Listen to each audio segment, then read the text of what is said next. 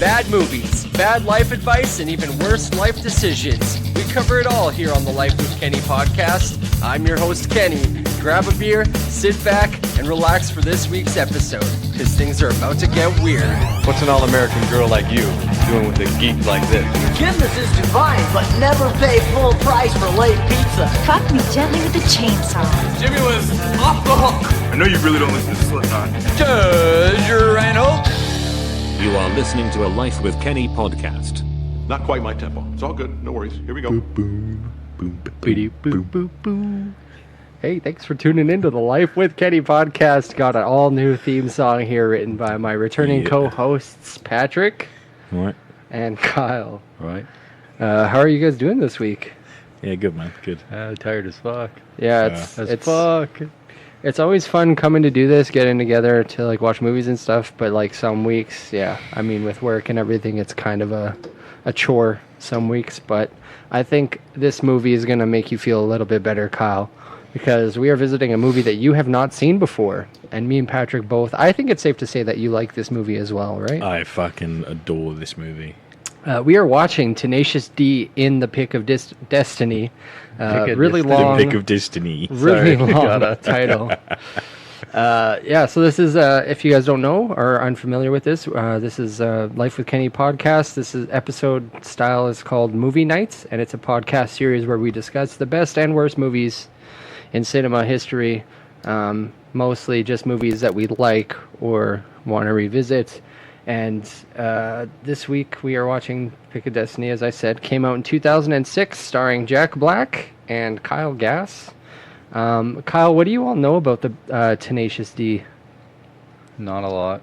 Do you know that they're a real band, at least? Yeah. Okay, yeah. So, Tenacious D, musically, Patrick, I'm assuming you're somewhat familiar with them? Yeah, they're a great band. Some of the more jokey songs I don't particularly like all that much, but I guess they're all kind of jokey songs when you look at it. Yeah, I mean, I have one friend, we used to go to karaoke all the time, and he had a buddy that would come out. Actually, me and Ethan used to go to karaoke, and he had a buddy that would come with us, and he'd sing Master Exploder and Fuck Her Gently at karaoke. So it was always funny watching 40-year-old women seeing like a 28-year-old socially awkward guy sing Fuck Her Gently. I am getting a phone call. Let's give her a little pause here.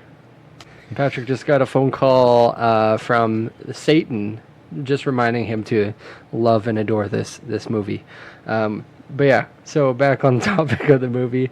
This movie was directed by Liam Lynch, and it was written by Jack Black, Kyle Gass, and Liam Lynch. Didn't he do a song?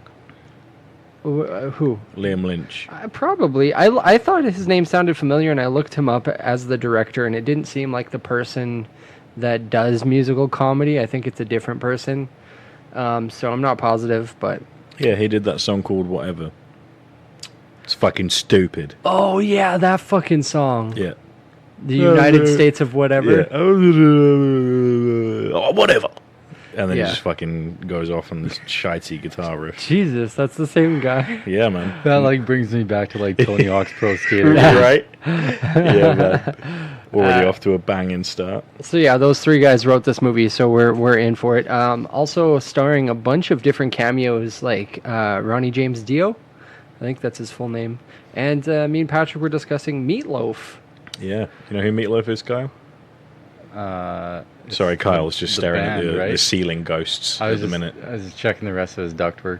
I feel bad for you because every time we're down here, we always pick up on some sort of bullshit. Last week it was the detergent. This week Kyle's is more warranted because he's more concerned about the structural integrity of the building. I've already fixed 3 things. I'm becoming his landlord. Yeah, I was more concerned as to why you were running a fucking laundromat out of your basement. I mean, I don't know, man. It's you gotta get the quarters somehow, right? It's not that bad. Anyways, so yeah, Meatloaf, a band, right? Yeah, Meatloaf. He is like. So it's a guy. It's a guy who does. He's famous for like rock opera type stuff. He was in Rocky Horror like Picture Bat Show. Out of Hell. Bat Out of Hell. Yeah, exactly. And Paradise by the I thought Dashboard so. Lights. It's not a band. Like he does it himself. It's one guy.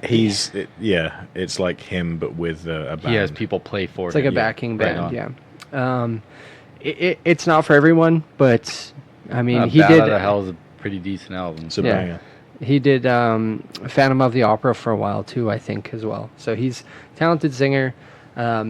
There's a lot of talent in this movie. Also, me and Kyle also mentioned Dave Grohl starring as the devil, which we'll see. And it's kind of like a musical, which is kind of funny because the whole reason we started this whole month of music is because I pitched the idea of a musical month to the guys, and Patrick's first thing was Yeah. Name- I fucking hate musicals. name one fucking movie or When musical. you said musicals, I thought fucking The Sound of Music or some Or sort like of bollocks. a High School Musical. Yeah, like fucking. Like, I appreciate where you're coming from, Kenneth, but I don't think I can sit and watch every High School Musical with you without killing myself. No, that's fair, but that's the thing is I feel like musicals have that bad rep.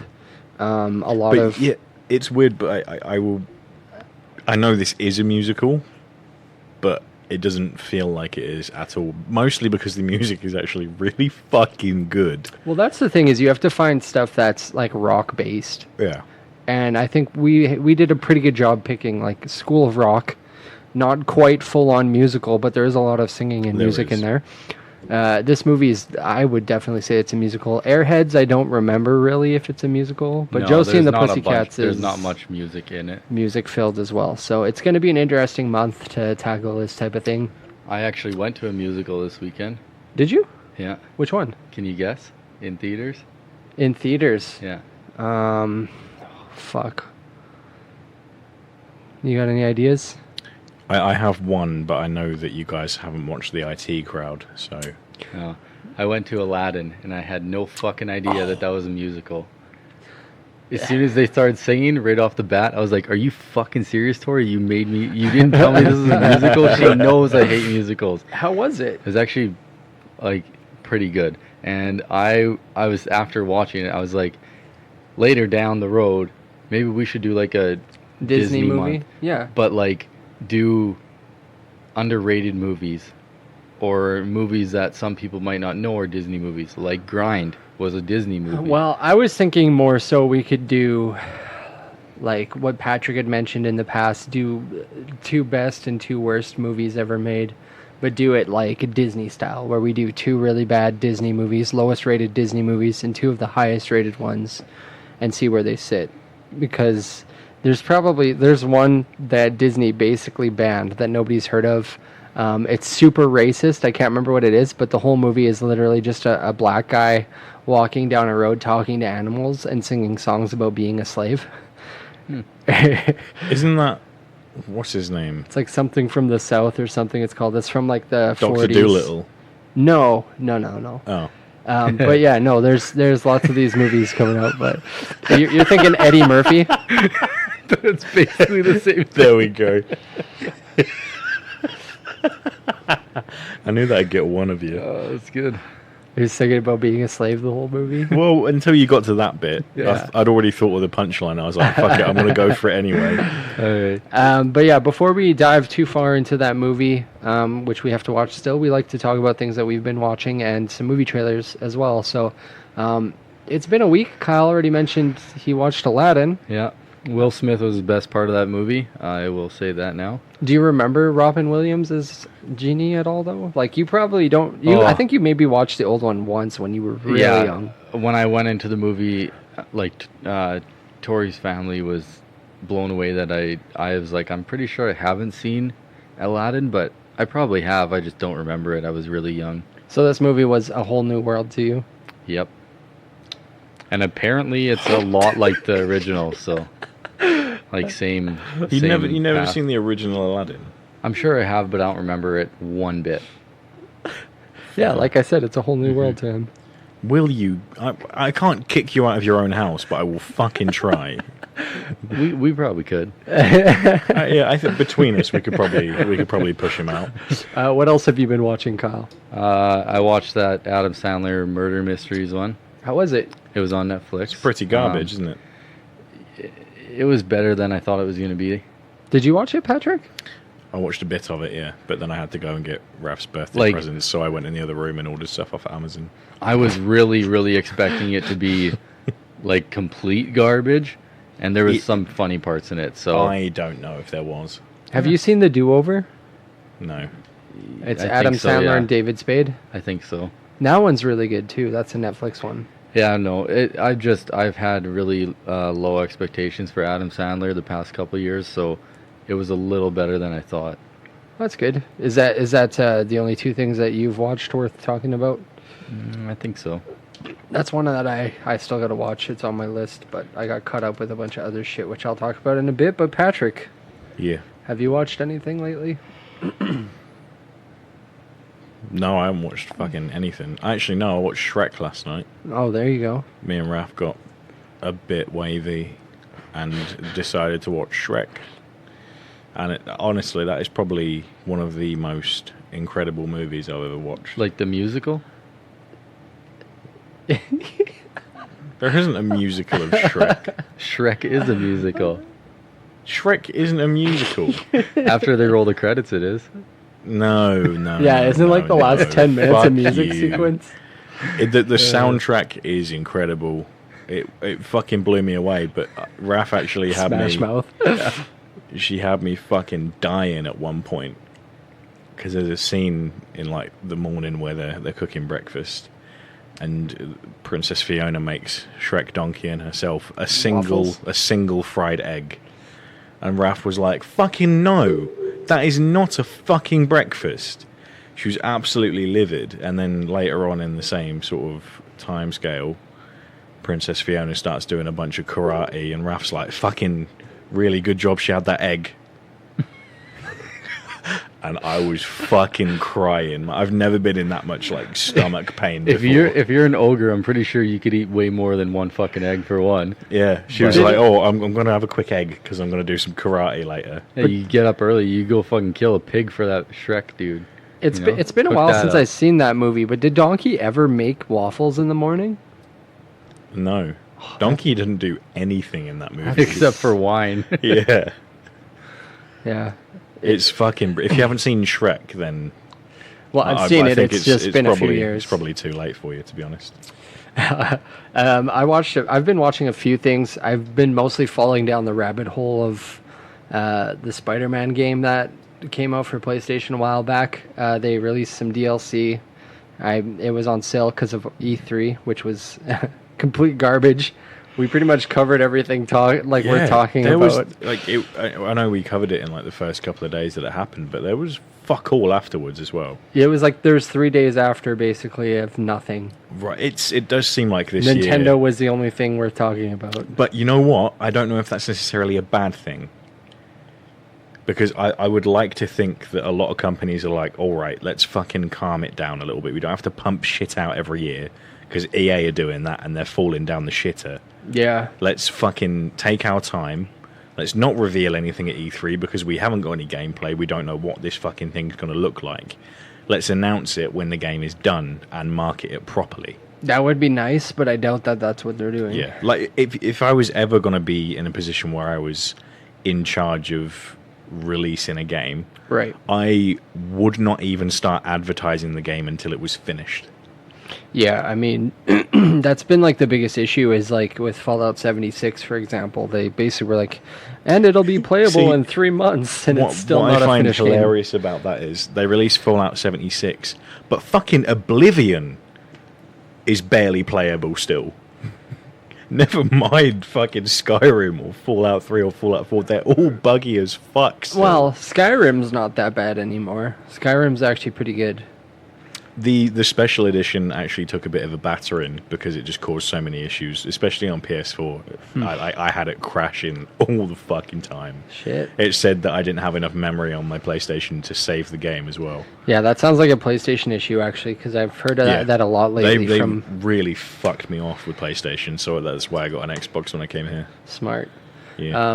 The only reason I have a PlayStation is to play Spider-Man, and I put probably 20 hours into that DLC. I 100%ed that game and all the DLC now, so I earned my nerd status this weekend. but I also started rewatching Brooklyn Nine-Nine.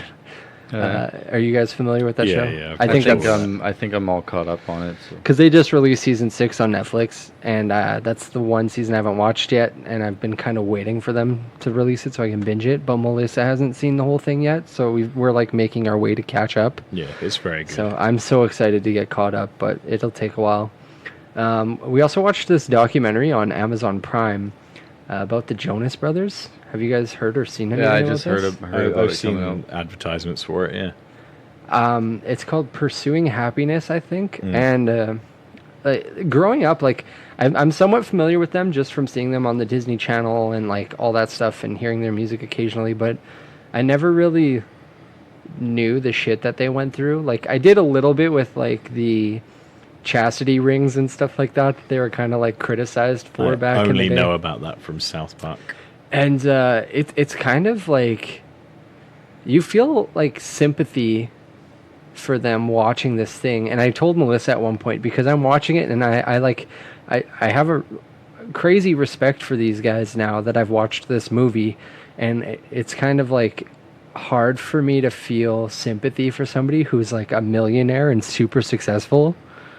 But like watching it, it's funny because the oldest brother, Kevin, there's a point in the movie where the guys have to ask each other questions and they have to be completely honest with each other. That's kind of like the segue portion of the thing. And I guess at one point after the band broke up, the Jonas Brothers were asked to play some sort of like radio show. And if they didn't, the radio would stop playing any Jonas Brothers music or anything that has any of the members in it. That was like the threat. So instead of like saying, oh, hey, older brother, like, do you mind flying down for this one show? The two younger brothers just got together and played the show and didn't tell him. And he didn't know about it until he saw that they were playing on TV and was like, well, this fucking sucks. And like, you could see like he was just, he asked the younger brother, Joe, he was like, why did you guys play that without me? And they were like, to be honest, we just didn't think you were that good. And you could just see like the guy's heart just fucking like break, because it's like they started this band together. He's the reason they started the whole thing. He's the reason that they got where they were. And they were just like, you weren't that important. And it's like, what did just he do seeing in the band? He like wrote a lot of the stuff on guitar and like a lot of the music. He's like the guitar player and stuff like that. Like he's a big part of that. So it's just crazy to see stuff like that where you're like, okay, yeah, one guy had his reality show, another guy, like two guys went and started their own thing, but it's just crazy to see how they actually were brought up, and you kind of get to know them as people. And like I personally found like a new respect for them as people, and I think people should check it out, even if you're not positive how you feel about the Jonas Brothers. I think it's just kind of a interesting watch. But yeah, and then I also saw last night. Is that him now? I think that's their dad. Is that the dad? Yeah, that's not him. I was going to say, like, holy fuck. Fuck, Yeah, he yeah. aged 30 years. Kevin Jonas is, I think he had a reality show with his wife at one point too, and I think it's called Living with the Jonases or something like that. But there's a new show on Netflix I saw last night that I wanted to watch. It's called Awake. Have you guys seen this at all? I don't think so. So it's a game show. I haven't got to watch much of it, but the idea is they keep people up for 24 hours in a room together, like a group of people. They make them count money in quarters for that 24 hours, as much as they can. In their head, they can't write anything down, nothing. They have to count quarters in their head for 24 hours by like putting them in the thing. And then when the 24 hours is up, they take that wheelbarrow of quarters, they walk out to a game show with it, and then they compete through all these challenges for that prize money that they just counted. And they haven't slept for 24 hours. So it's like, okay, these people are going to be doing a bunch of like mental activities. And it's like, you see like a bunch of people, like I just got to the point where they're introducing the contestants, and it's like Paul, and the guy just like waves and he's smiling. And then it's like Jim, and it's this guy, he looks so fucking wrecked. He looks like he's gonna fall asleep. He's like nodding off, standing there, and there's just a wheelbarrow of quarters behind him, and he just like nods at the camera, and I'm like, this guy's not gonna fucking make it, man. So I'm gonna watch that show, and I'll let you guys know how that is. But I just wanted to tell people about that because I think they just put it on Netflix, and it looks like it could be a good time. But yeah, I haven't watched too much else. I just wanted to bring up the Jonas Brothers one, mostly just because that was kind of the biggest like surprise that I watched lately. Because definitely had zero expectations for that fucking thing. But let's talk about some movie trailers. Are you guys ready for that?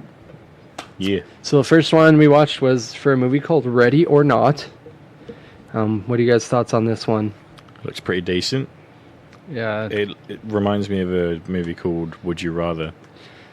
Would you rather? I don't think I've seen that one. It's fucking fantastic. Really? It's absolutely brilliant, yeah.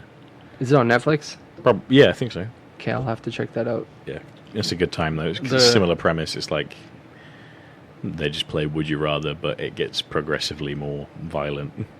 Sounds like right up my alley. Yeah, it's so funny, though, because the guy running the show is just so British and, like, posh. It's funny. Perfect. But yeah, no, that looks like a pretty good movie. It I like looks stuff like like a that. Netflix movie to me, but it does look like it'll be not bad. Like, definitely watchable. Have you guys seen Your Next before? Yes, I think so. It's a similar house, isn't it? I think it's about a guy who brings home his girlfriend to meet his family, and then a home invasion happens. That's what Yeah. Your Next is about. This movie looks very similar. From what we gather from the trailer, it's about a guy getting married to his wife on his old family's property. They're like rich people, but then there's like some sort of weird ritual that they have to do, and it's basically she has to play hide and seek from the family until dawn. And when she goes to hide, it shows the family members grabbing like all kinds of fucking weapons, and they're gonna hunt her. And it looks like a fucking great dark comedy to me. Like, it looks like there's like, even from the trailer, it looks like there's going to be a decent amount of gore. Sure it does. looks kind of funny. Adam Brody's in it, which like, He's awesome. I have a sweet spot for him from the OC and Grind. So, yeah, I'm going to check that one out for sure when it comes out. I don't know if you guys would watch that. Kyle says it looks straight to Netflix, but he did watch the new Adam Sandler movie, so you never really know what I he's like going to Netflix watch. because it's right there, and I don't have to go out and watch it anywhere. Right. It's more the convenience than Yeah. it is. Like, a film can easily get an extra 2 points if you don't have to move to go and watch it. Right, and I feel like a lot of movies too, like if they release that new X-Men one that's getting shit ratings right now, if they did that straight to Netflix, I don't think it would be getting hit as hard as it was. But anyways, it looks like that movie looks like shit anyways, so. The Banana Splits. Do you guys know anything about the Banana Splits? It's just Five Nights at Freddy's, isn't it? Okay, so the Banana Splits was a kind of TV show group created in the 60s, I believe, for kids. It was like a musical group that's like Chuck E. Cheese. And they wrote actual songs and they performed actual songs, and it was like a variety show. And the idea for this is that TV show was like modern day though, and they cancel the show and the characters in the costume come to life and start murdering people. It looks stupid. Doesn't look like it's up Kyle's alley. When I looked at him when the trailer was done, he looked kind of annoyed that I made him watch that trailer. I kind of feel like they're gonna get sued for ripping off Goofy's voice because the dog sounded exactly like Goofy. Parody law. So do both of you guys, though. Oh, thanks, buddy. Well, hello there. Super Hans Gruber over Right. here with his t-shirt. Hey, you haven't watched Peep Show. You can't comment on it. Yeah, but that one looks like it could be interesting, so I might give that one a watch if it's on Netflix or something. And then the last trailer we watched was for Dr. Sleep. Are you guys familiar with Dr. Sleep at all? No. Nope. It does look very good, but I am disappointed that with them casting Ewan McGregor, they didn't write "Hello there" rather than "Hello." Hello there. Right. You've seen that bit in Star Wars, right? Yeah. Hello there. Kyle, are you familiar with Dr. Sleep at all? Nope. Have you seen The Shining? I might have, but it's one that's on my list to rewatch if I have seen it, because I've never really paid attention to it anytime it's been on. So That might be one to watch eventually too for the podcast. Maybe we'll do that one and Dreamcatcher for like a Stephen King month or something. That's what Kyle keeps bringing up. We can I request that we don't do a month straight of stuff? Because again, Kyle has provided me now with a knife. Yeah, where is it? Never you mind, sweetheart. It's up your ass, isn't it? Yeah, the old prison wallet. So Doctor Sleep was a sequel that Stephen King had written to The Shining. The Shining book was written in the 60s or 70s, I believe. Then they made a movie out of it. Doctor Sleep is a book that came out just a few years ago, which is about the little boy from The Shining all grown up. So if you guys aren't familiar with The Shining, it's about a mother, a father, and a son that moved to... Yeah, I've read the first ski lodge. 25 pages of the book, so I You have an pretty idea? much know exactly what happens. Yeah. I So- didn't because I can't read. So throughout the Shining, weird shit happens, right? And you don't know why the son keeps seeing weird shit. In the book, I guess it's because he's psychic. He has some sort of psychic abilities. Exactly right. So Doctor Sleep is him as an adult, but it explores these weird psychic abilities. I listened to the audiobook a few years ago. Really interesting story. I'm excited for this movie because the book was good. Ewan McGregor's good. And there's a lot of nods to The Shining, so The Shining would be a good revisit before this movie comes out as well. But I don't think this movie is going to be that hyped up unless you're familiar that it's a Shining sequel. I feel like this is going to be one of those movies that just kind of goes under the radar for a lot of people. Yeah, I would much rather it do that because they tend to be the better movies. The ones that don't get hyped up at all. And then all of a sudden everyone's fucking talking about how shit scared they were while they were watching it. Kind of like Gerald's Game. Did you Yeah. watch Gerald's Game? Yeah, that was a Netflix original as well, right? Yeah. Did you watch Gerald's Game, Kyle? No. That one's a really good Stephen King Pretty adaptation fucked, too. But yeah, that's pretty much it for the movie trailers this week. I wanted to try and find some somewhat interesting quality trailers for this week to make up for last week. So sorry, Yeah, I like made the Banana Split movie. hey 2 out of 3 ain't bad, quality buddy. material. That one's actually been super hyped up in the horror community because it's been rumored to happen for a long time. And as Patrick said, the Five Nights at Freddy's games are really popular right now. So I watched a PewDiePie playing Five Nights at Freddy's. It was pretty fucking funny. yeah, that game I could never play. I think my anxiety would be too bad playing that game. Yeah, no. I watched Game Labs. It's that show I was explaining to you guys. That's a YouTube TV show where the guy does stuff based on that. And he had the guy who he does the one escape rooms where they like waterboard people and they like stick bloody tampons in people's faces. You have to like sign a waiver to go through these What the escape rooms. fuck? And haunted houses they're called. And they had this guy come in and design a Five Nights at Freddy's escape room thing for them. And it was actually like really funny to see Five Nights at Freddy's come to life because it's this one guy trapped in a room watching these security cams, pressing the button to change the security cam. And then there's people in mascot costumes like moving closer to the cameras and like banging on the doors and shit. It's actually like kind of terrifying to watch. Holy shit. So if you have a YouTube premium subscription, you should check out that Game Lab episode too because it's worth a watch. I did find the guy on YouTube who does just stupid shit like, can you beat Halo 3 without taking any damage? And it's really fucking good. Like, he beat Dead Rising without killing a single zombie.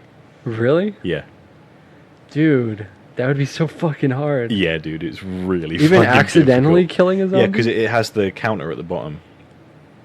Wow. You So should send me a link to this Yeah, guy's thing if so I you can check if it out. you like even accidentally kill someone, like even if they grab you and they shake you off, like you shake them off, it kills them and it kills ones around them as well. So he had to wait until it like had him on the floor. So every time he'd get grabbed by a zombie, he'd lose like triple the health that you normally would. Right. So just 'cause he you'd was kill just him. running around with like an inventory packed with fucking OJ. Oh, man. Yeah, it was so funny though, and it was like, can you beat Skyrim with only shouts? I don't know how people can do that shit. I don't have the patience to do But anything like that. the one with Skyrim, like beating it with only the shouts, you don't get the shouts until a good like 35 minutes into the game. Right. So what do you do? He was going Just through running? like Bleak Falls Barrow, but he gets to like the bit where you have to cut the guy down from the cobweb, and he can't. So he has to like lure the fucking spider over and get it to attack him, move just at the right time. I can't remember how he actually did that one, but I think he managed to get through it. That's crazy. Yeah, it was fucking wild. But yeah, so enough about video games, I guess. We should probably talk about the movie. Yeah. We're going to go watch Tenacious D in the Pick of Destiny, which is a really strange, long title for a movie. But when we come back, you will hear our thoughts on that and how amazing Dave Grohl and Jack Black are as musicians and people. So we'll be back. Yeah.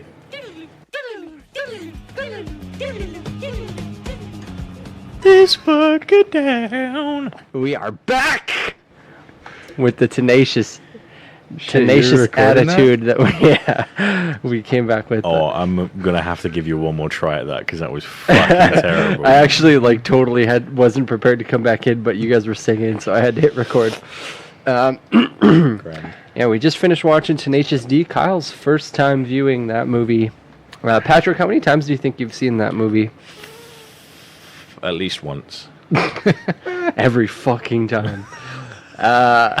Tenacious D and the Pick of Destiny is one of those movies that if it's available and I'm doing stuff around the house and I don't really know what to throw on, I'll just throw that on because there's enough music and stuff to keep me entertained. And sometimes I'll catch myself watching it.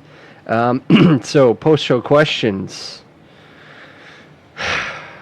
Kyle, do you regret watching this movie? No. I don't regret watching it. Probably wouldn't watch it again, though. What would you rate it 1 to 5? Like a 2. Oof. Fucking oofs all round. Wow. Okay, Patrick, do you regret watching this movie? No. What would you rate it 1 to 5? Fucking 5. See, I think I'm in the middle. I'm about a 3.5 with this movie.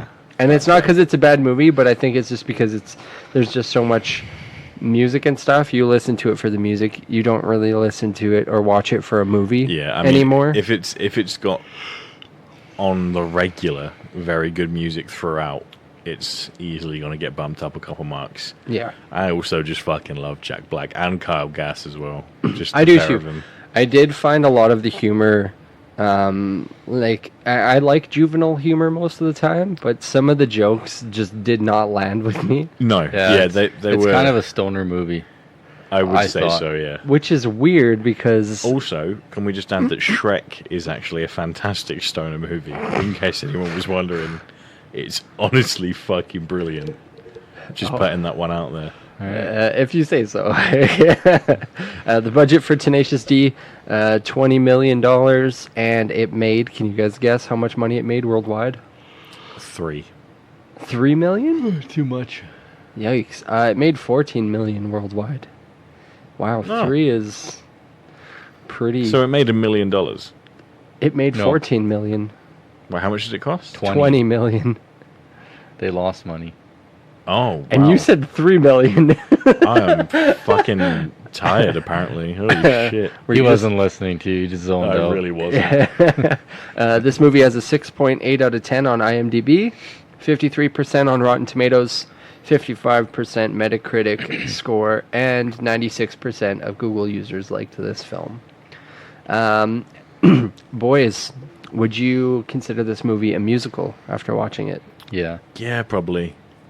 Because I would say 95% of the movie there's music playing. Even the transitions and stuff had. I think a movie is considered a musical if you're like acting out when a song is being performed. Does that make like sense lip to you? syncing? You mean, or No, not lip syncing. Like it could be live, but like the movie's being. Like the movie's rolling while the music is playing. Right. Like, like they're playing the music kind of thing, and it's going along telling the story. What's happening while the movie's playing? Fuck you, Patrick. Okay, so Patrick, you really like this movie. You guys fucking expect me to come here and do this shit on my fucking working weekday, and I'm tired of shit, and then you just pull this shit? Fuck this. Fuck. I'm done. I'm out. Patrick, you really like this movie. What about this movie in particular do you like? Why is this a 5 for you? Just all the fucking songs, man. Yeah, the music All the is songs. entertaining. Yeah, I've always always- liked Tenacious D as well. I don't know. There's something about it. It's joke music, but it's actually weirdly well written. Yeah, I totally get that from a musician's perspective. I Like feel he is honestly a very talented fucking songwriter. right. I definitely feel in a very crude way. But I definitely understand people not being able to enjoy Jack Black's performance in this movie. as an actor, and Yeah. if you take this movie as like the comedy base value, it's garbage. Right, but I'm saying like compared to people bitching about his performance in School of Rock, it's Jack Black being Jack Black in both movies, but Yeah. it's kind of crazy to me how this movie showcases more of his own music, but it feels less like Jack Black to me than School of Rock did. Which is interesting to think about. But Kyle, what did you not like about this movie that you only gave it a 2 out of 5? I don't know. It seemed like I knew what the story was going to be right from the beginning, and I feel like I've just predicted every part of it, which is fine. Whatever. It's just not a surprising movie. But I don't know. It just seemed to kind of drag on and didn't really catch my attention too much.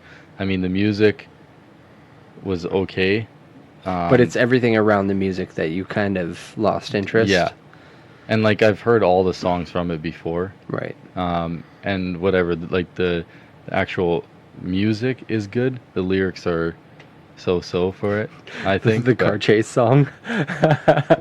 Literally just him singing about a car chase. Like they work with the movie because it's explaining what's going on in the movie. But Right. yeah, It's the only song that I really did like was the intro song. It's so good. It's a very good song. And like the boy that they had to play Jack Black was It's fucking perfect. incredible, right? Yeah. It's just funny to me that I'd say about a quarter of the songs in the movie is literally Jack Black just singing about what he's doing.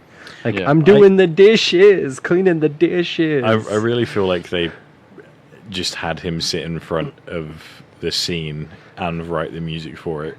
Yeah. Well, especially the one where he's trying to sneak into the actual.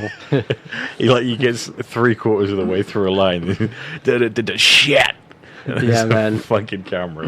And to me, that's like a big part of why this movie is funny. Like, those are the moments that you enjoy. Where if it was more so already pre-written songs that didn't go with the actual scene, Yeah, it wouldn't I be as. feel like you could easily not notice that a lot of the songs were relevant to what was happening at the time, Right. because it's not often that you see that in a movie. Let's get into some favorite scenes. Patrick, favorite scene.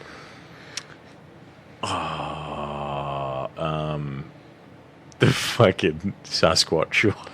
Oh, you liked the whole trip It's sequence? just where he's floating down the river, and then it cuts back to reality. And Like he's just drowning in the ocean. fucking rapids. Yeah, that was a funny one. That scene kind of reminded me of like Harold versus Harold and Kumar? not versus. The whole, Yeah. Harold versus Kumar. the whole That'd be a movie good reminded fucking me of movie. Harold and Kumar. It all Yeah. kind of, because it all had a similar idea. Like, they were trying to get to one place together, and Yeah, and like Stoner movie. and there wasn't like a real plot to it. It's just kind of an adventure going somewhere. Yeah. I did like the part where he was singing like the Sasquatch stuff, and he's singing, and then it cuts back to him in the tree, and it's just like really shitty singing. Kyle, what was your favorite scene?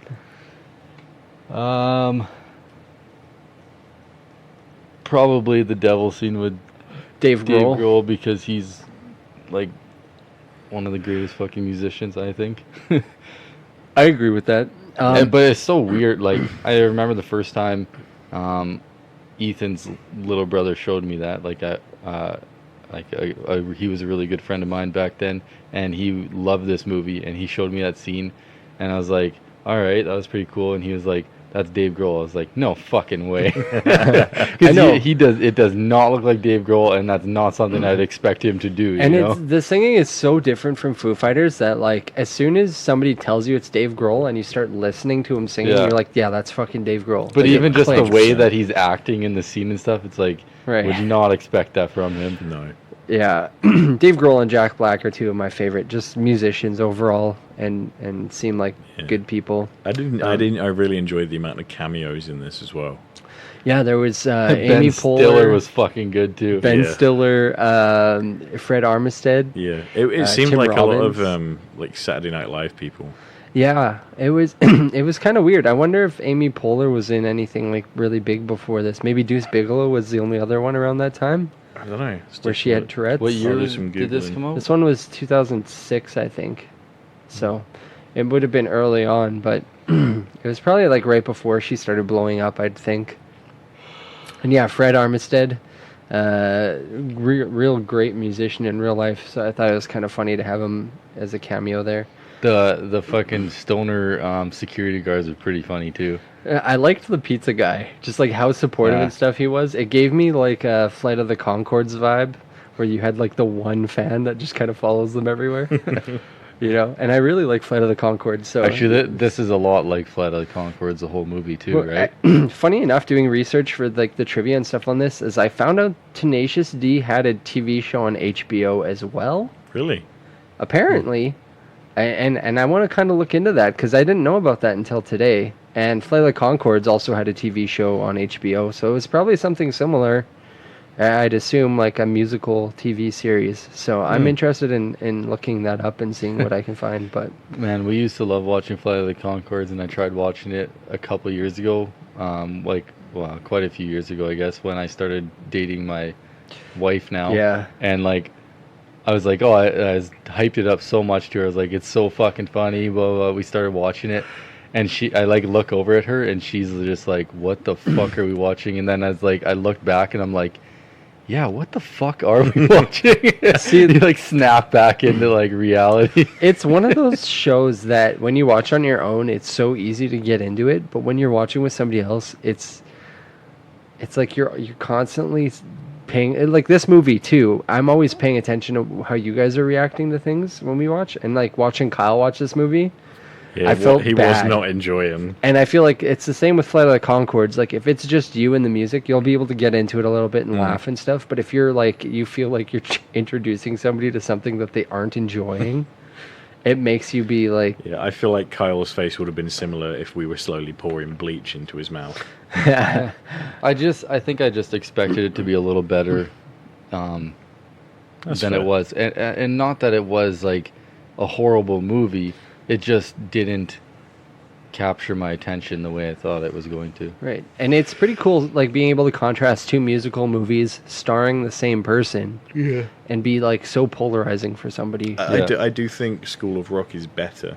I think what really turned me off in the first place with this movie is when they introduced Jack Black, his character, and he's grown up now and he's in Hollywood and he's still acting like a child, and I think that kind of bothered me, even though I kind of get it why they did it that way, because he was literally just supposed to be a kid growing up traveling to one thing.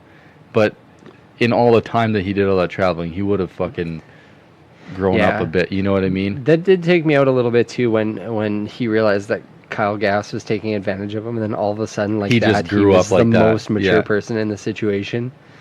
And I get that. Like, if you're looking for some sort of story that way in this movie, you'll have a tough time. I think they just didn't know how to segue that, so they kind of just changed it there, and it just didn't quite click the way I wanted it to, you know? Yeah. School of Rock is the type of movie that you can watch every year and actually focus on it and enjoy it. This movie is more so something that you just throw on to have a fun time. Yeah, I and feel eventually it's not look back at. It's not like gonna ever be like a Shawshank Redemption, like something to show somebody and be like, this is the best movie ever made. It's more so this is something that might give you some laughs with some good music. I think this is a movie that you could be like, oh, let's go on YouTube. You have to see this one scene from the movie. Yeah, I mean, fair enough. But if you like Tenacious D music or rock music in general, I feel like there's a lot more in this for you as a person. I remember playing a bunch of different Tenacious D songs on guitar, and they were like the most fun things to play as well. like my favorite fucking songs to just jam over the top of. And like hearing some of them come back was just like real fucking nice. Yeah, man. There's like a nostalgia to it for sure. Yeah. I feel like this movie too. It's like that new one that's coming out. I think it's called Yesterday, where the guy. Yeah, I'm excited to see that movie, and I hate the Beatles. The Beatles, right? Oh yeah, yeah. So. Do you like? Are you a huge Beatles fan? Not really. See, I only like Helter Skelter. That's like their only good song. I used to absolutely hate the Beatles. Like, people would turn it on and I'd fucking walk away. Like, but I've grown up a little bit in my music taste, I guess, where I can deal with shit without like being a fucking baby about it. And some songs have grown on me, but I don't get the hype of the Beatles, and I think it's just because I didn't grow up in the time when they blew up. Yeah, the thing with the Beatles is that they essentially changed music, right? They completely fucked everything and put on its head. And I just don't get that. People wanted them banned. Yeah. Because they were so controversial at the time. If I was in that time, it would be a completely different story, I think. Yeah. I think I would be a huge fan, but I don't get people our age that are fucking obsessed with them and like they're the greatest band ever, because no, they're not anymore. I know 100% why people are like that are our age, and it's guaranteed because their parents listen to the Beatles. Yeah. 100% of the time. Well, like some people are genuine fucking fans of them, and I've never sat down and listened to enough of the Beatles to decide whether or not I like them. I've given it a couple shots. You know what? I actually probably haven't given them a fair chance either, but because they have an unbelievable amount of songs. Right, and they're all very different. Yeah, and even like album to between album. albums, it's fucking wildly different. And the thing with the Beatles is, like, they're the type of band that you can look back at and just like respect as a musician from what they've accomplished and brought to modern music. Yeah. But for me, it's like when I listen to their music, there's nothing interesting enough for me to want to stick around. When a band that came out at the same time, like, this is just one of those things that people always bring up, is it's either the Beatles or the Rolling Stones. And for me, I would always pick the Rolling Stones instead, because there's more of like an edge to it. And the Rolling Stones, I do. Again, I don't think I've listened to enough of them to decide whether or not I could just fucking whack them on. But like, one of their songs, "Gimme Shelter," is literally one of my favorite songs. Or like, I feel like, you know why it's one of my favorite songs is because it was on. You know, remember when Call of Duty Black Ops first came out? Yeah, that was the trailer song. And I got so fucking pumped for that game because of that song. How does it go? I can't picture it. It's actually a pretty tame song, but it's like it just builds up and up and up and up until the chorus, and then it just fucking, like, for its time anyway, I would say it kicks pretty nicely. Yeah, I feel like the thing with you and me, this is like me kind of assuming, unlike most people, because we play guitar and stuff like that, we like tend to pay more attention to the actual music that's being played. So like, if there's a certain riff, we'll be drawn to a song way more than somebody else would be. And I feel like most people are based more so on lyrics and stuff that's easily memorable. Yeah, the amount of stuff I've put onto my playlist on Spotify, because I've listened to like maybe a 3-second segment of it, but that 3-second segment has me like on my own in the office at work going, "Oh, fuck yeah, that was greasy." Yeah, man. Yeah. You know, and like I agree with you in a sense, Kenny, on like people being drawn to other parts of music, but I think it's more it's definitely the average person is more drawn to songs that are like catchy, and it doesn't necessarily mean the lyrics, but like the lyrics chorus and melody for singing. It's the singing. But when it comes to like lyrics, like, I know for me, there's lots of bands that the music is really fucking good, but I cannot listen to them because the lyrics to me are fucking horrible. Right, and I think that's kind of a curse for you, because you fall in between me and Patrick and the mainstream people. Like, most people can go out, I'm speaking for myself here, and they can listen to shit like Billie Eilish and Drake and stuff. And for me, when I listen to like that one Bad Guy Billie Eilish song, I can appreciate that bass lick. Like, I can appreciate parts of that. I but can then, no longer appreciate that because then- of all of the memes. But then, on the same hand, it's like, I have no idea what you're talking about. right. I'll show you in a minute. I've actually never. Actually, I heard my first Billie. How do you say Billie Eilish? Yeah. Song just the other day. Tori had it on, and it was like it just reminded me of Halloween. Yeah, that's the song. And the thing is I can appreciate aspects of the actual music, but the melodies, the singing, everything else, it takes me out of it that I would never be able to actually listen to it. I would never be able to put it on and enjoy it. But all I've heard, like, just on the internet, well, from YouTube, people that I follow, Billie Eilish, everyone says that her music is good, but people that do her covers, like do covers of her songs, are incredible. Yeah. Or another example, Post Malone. I can appreciate his musicianship and the songs that he writes and stuff, but his actual songs I can't enjoy. Yeah, his fucking backstory was wild. He basically grew up as like a metalcore kid, hey? Well, he left home and moved to Hollywood with a kid that was doing Minecraft videos, and someone noticed him playing guitar and singing in the background of one of the videos. There's one song. I think anyway, that could just be bullshit. One song of his called "I Fall Apart." Have you ever heard that one? Yeah. Like, he's actually a really good singer in that, He but is, the yeah. lyrics are fucking horrible. Well, that's the thing is the singing and the lyrics are what draw people to him, and for me it would be the music, because the music in that song is well put together, but it's the singing and the lyrics that take me out of it that make it unlistenable for me. Have you guys heard the new Machine Gun Kelly song? No. No? No. Have you ever heard any of his stuff? No, except for, I like, only know him really? from that Motley Crue movie, Yeah. and that's Okay, it. so he just put out a new song, and it's with Travis Barker and like this guy Youngblood. Okay. And this Youngblood guy is like a fucking British punk, post-punk dude, whatever. And I guess I think he's in a relationship with Halsey. Isn't Machine Gun Kelly in a relationship with Halsey? No. But anyways, so Machine Gun Kelly put out this new Fucking song, cuck. and it's actually pretty good. And I think it's only because like Travis Barker did drums in it that it helped make it like more punk. But I gotta say, Machine Gun Kelly's music, from any other song I've ever heard from his to now, like to this new one, this is the shit that he should have been writing from the beginning. It's actually not bad, and it's fucking catchy as shit. Yeah, dude, Halsey was dating MGK, and now she's dating that Youngblood dude. Yeah, and they just so- did it. Yeah, what a cuck. Yeah. Anyways, yeah.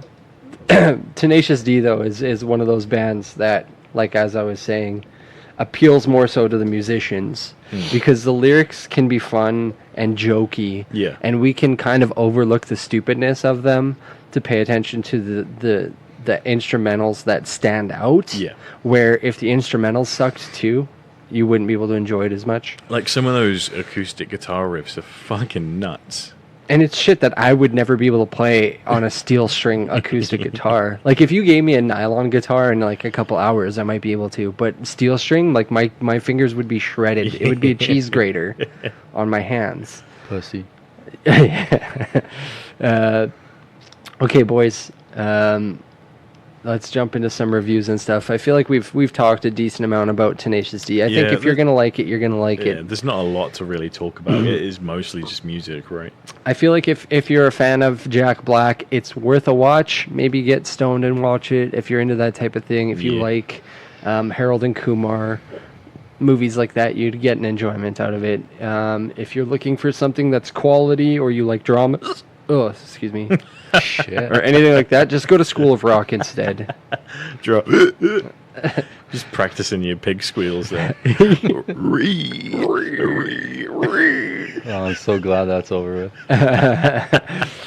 Okay, who's got the 1 out of 10 review here? Me. That would I be believe. Patrick. Yeah, I've also I just- almost always give the 1 to the person that I think will like the movie the most, Yeah. and I think I did that successfully this time. Fucking cuck. Right. What am I reading? The 1 out of 10, yeah? Yeah. Tenacious D's Boring Destiny. Wow, you're a creative cunt, aren't you? Chris Anthropop from November 2008. Why? Whenever I read these, my fucking eyeballs always like want to cave in. I want to zoom in so I can see the words, but like I want to fall asleep halfway through. Right, Tenacious D's Boring Destiny. Still miffed about that. Being a fan of Jack Black, I was really looking forward to Tenacious D in Pick of Destiny. It starts off with a metal song and a young Tenacious D. It doesn't start off with a young Tenacious D. It starts off with a young Black. Jack Black isn't Tenacious D. Okay, all right. Well, young Tenacious Dick running off to Hollywood to become a rock star, promising an entertaining film at least. But things go rapidly downhill ever since Kyle Gass appears on screen. The film loses focus at times and shifts to silly subplots here and there. The soundtrack is great, and that's what kept me watching, along with Jack Black, who is good while the rest of the cast are annoying. Having watched School of Rock not too long ago, perhaps I was expecting something on that level. But to me, the humour in Tenacious D... Why is he full name in the title every time? What's a fucking penis? It did not work, and I found most of it irritating. I found your review irritating, you fucking penis. You know what, though? Like, I don't disagree with his review, though. I do feel like it did have a lot of traction at the beginning, and once they introduced Kyle Gass, it did kind of shift tone and direction enough that it could take somebody out of it. Yeah, I get that. Because I think they put like 15 mil into like the first song there, and then the rest of the movie was riding off the five. It went into the car chase scene, man. Yeah, all the money went into that fucking thing. Jesus. Speaking of which, I mentioned it while we were watching it, but the classical music melody that Kyle Gass and Jack Black perform in this movie, just every time I hear a classical music song, that's all I hear is Jack Black singing, "If you think it's time to fucking rock," over and over again. It's pretty great. How did you feel about that, Kyle? The classical thing? Yeah, it was a good introduction, I guess. I don't fucking know. This movie was a fucking write-off for you, I think. Yeah, I'm tired too, so sorry guys. That probably killed my vibe a bit for watching it, but I don't know. I just it wasn't my kind of movie, so. Yeah, I feel like they did push hard with a lot of the stoner jokes that didn't hit. Yeah, they did. Like naming the pizza place, whatever the fuck they named it, I can't remember. Wake and Bake pizza and stuff like that. It's just... I could fuck a pizza. We watched Tenacious D, not American Pie, Patrick. All right, so 5 out of 10 from Hurricane Prod 2631, March 29, 2009, not 2019. It says so. Tenacious D is Jack Black's sideline project, a rock band probably inspired by Jack's performance in School of Rock. Wrong. Where after the thought he could form a rock and roll band. The circles within circles of then actually making a documentary film about the band. Homage to Spinal Tap takes the joke too far unless it's held up with a really good comedy. The theme of the film is trying to make the next rock and roll anthem. Jack does his usual over-the-top performance, which his confident performance allows him to pull off without any annoying audience. This starts quite funny and could have contained... Yeah, I think it would have said continued. But like the Borat movie, they introduced the plot line that lets the film down. The music is usually better than the comedy on offer here. Often? Yeah, this guy phrased it really weird, but yeah. I read that perfect, just so everyone knows. No, I know, I was reading with you. You did really good. 2 gold stars. Can we get it? Only 2 gold stars? What the fuck, man? Yeah. Borat is a good comparison for like the type of setup. Also, never made it through that movie. That movie is super underrated. I still think. Have either of you watched that new one that was supposed to come out with the TV series? I haven't watched it yet. I think it's called We Are America. Yeah, something like that. Man, there's a lot of shit that went down with that fucking movie. Really? It's a TV series. I want to watch it so bad. It was like some fucking... He basically does this thing where he dresses up as like... this is just like a random example that might not have actually happened, but he'll dress up as like somebody that looks almost exactly like a vice president or a former vice president, and he'll talk to another former vice president about like abortion law and like basically confront them and then mock them for it on camera and record all this stuff. Yeah, so he got like some very high up people saying some really fucking bad shit and on aired camera it and aired it, and a lot of fucking people were trying to shit do went some down in shady politics. shit with Yeah. him. Really? Like people Yeah. threatening to like get him assassinated and shit like that. Also, apparently, there was a and- part of it that like he stumbled upon like a child sex abduction thing? ring in Las Vegas, and like he aired part of it, and like He basically some went to a sh- hotel and said, "This senator told me that you could get me a young boy." like And dressed the as like bellhop's like, yeah. I don't know what you're talking about." And then an hour later, he knocked on the door and he's like, "If you're serious about it, I can come back in an hour." And like literally what he you're went looking for. like Like- far into this and found out so much shit about this supposed ring, but you don't know if it's for film. Like this was made it's up under for investigation too right Yeah. now. So they didn't air certain things that probably are. But yeah, apparently he got pretty fucking. And I want to watch this because it's like I think it was like an HBO series or something. Yeah, But I don't know if it's actually going to air now though, because there's like a whole bunch of I don't know if it's lawsuits, but like investigations and stuff going on. I think it's already aired. Is it? Yeah, because my friend Emmanuel has been sending me clips and stuff. I know for the past there's year. lots of stuff been put on What's it online, called? but I think it's called We Are America. It's Sacha Baron Cohen's new TV show. yeah. Okay, so let's try and rip through this Tenacious D episode so we can Go sleep. wrap this up. This one is a 10 out of 10 by Tikkun Uman from December 2006. 10 out of 10, funny as hell. I thought that this movie stayed very true to the excellent show that the D did for HBO, which is where I kind of found out that they had a show. Sadly, that show never caught on, nor does this movie seem to be catching on. Hey, so be it. The D is obviously not for everybody. I can scream at people and tell them to go see it and enjoy it, but it is pointless. The movie is a bomb, but it is still funny as hell. Some nice cameos from some big-time talent, great music, and lots of funny stuff from KG and JB. One of the bonuses about the film is that it has brought the D back together, and we have gotten to see them on various TV shows, and the guys work so well off each other. I eagerly await the DVD so I can purchase it. If you are even the slightest interested in the film, go see it.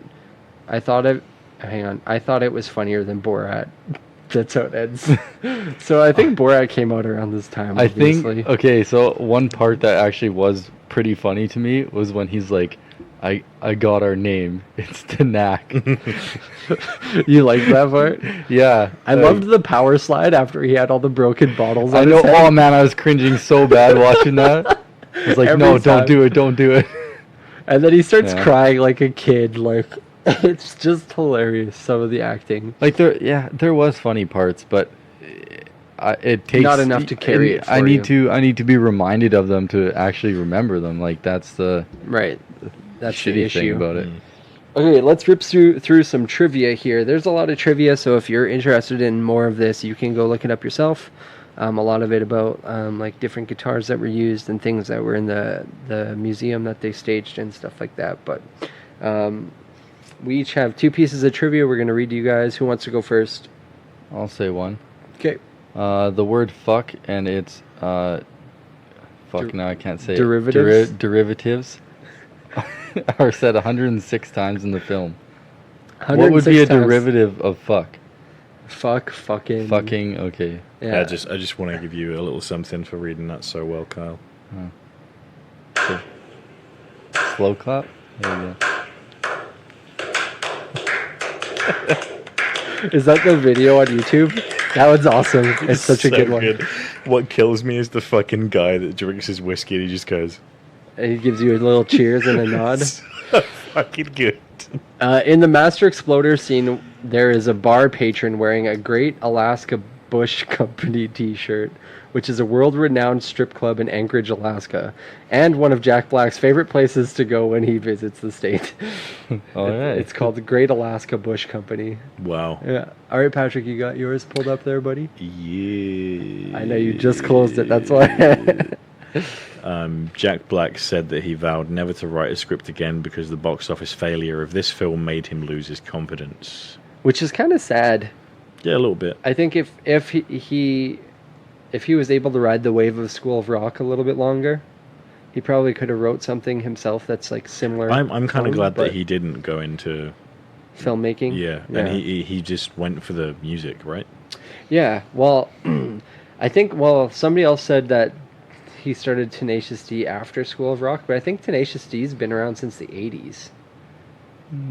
Like I think you'd have to fact check that. Ago, I think Patrick's on that. Patrick, yeah, or even like the mid 90s at least. I think 96. I don't think it was made for the movie though. No. Yeah, just look up the Tenacious D's start date. They were formed in 1994. Yeah, there we go. Which is another like 12 whole years before this movie was made. So, Kyle, you got your next trivia piece here, buddy. The owner of the guitar shop, which was played by Ben Stiller, uses the devil horns to point out to the room him, KG, and JB are going to talk. And when that happened, I just, for some reason, I was like, man, I could totally see that being Kenny. Yeah. If he took like one wrong step in life and ended up being at a fucking guitar shop selling guitars. There were so many Straight up, parts of dude. this movie where I'm like, this is totally something I would do. Like the metal horns part, the speech that the guy gives at the end of the movie about Satan being in your heart and stuff is totally something I would say, like in a joking fashion, you know? Yeah. The whole monologue he went That's on. still like the best intro ever. I remember the first time I heard that was actually not from this movie. It was when the first time I listened to the Danger Boy record. Oh yeah, Danger Boys. Yeah, back in the day. Such a good intro to a whole entire album. That was just killer. Actually, funny story. I already told Patrick about this, but me and Kyle used to play in a band together. We weren't that great, but we had a really good friend of ours. He thought it would be funny to go on stage before we went up and do the whole "I fucking love this band" speech from this movie. And it was like so cringy and awkward, but like still so funny because we had just like a room full of family and friends and everybody just had a good time, and that kind of like set us up with like the perfect mood and attitude to go out on stage. It was such a good time. It's funny that we did that before Kyle had even seen the movie though. That's still like the fucking like greatest intro though. It's I fucking love this band. They are the best band ever, period. Yeah. Right? It's so good.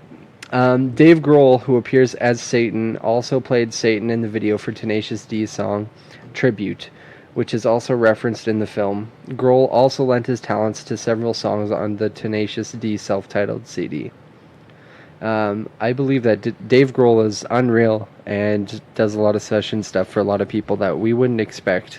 Like I think he did a lot of stuff on like one of the first Queens of the Stone Age records too. Yeah, he did. He was the drummer for that. He was in No One Knows. He And was then in the he music did video for that. Them Crooked Vultures. He started with Joshua Homme of Queens of the Stone Age, and I think someone from Van Halen. He used to fill in for a lot of drummers and stuff too early in his career.